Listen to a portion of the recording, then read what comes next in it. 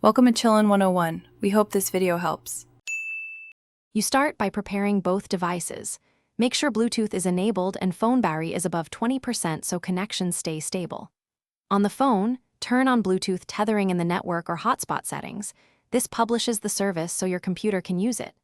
Next, pair the devices in Bluetooth settings, accept or enter the PIN when prompted. Once done, verify the paired status. This step creates the secure channel needed for sharing the phone's internet. Once pairing exists, you must bind the phone's network service to your computer. On the computer, open Bluetooth device options, find the phone, and select the network access or personal area network, PAN, profile to connect. If the network option is missing, restart the Bluetooth service or remove and repair the device so the tethering profile re-registers. Make sure the phone's hotspot remains active while connecting. Otherwise, the service won't appear. This ensures your computer request. To finish, confirm your computer received an IP and gateway from the phone. Renew the DHCP lease if necessary, because no IP means no internet.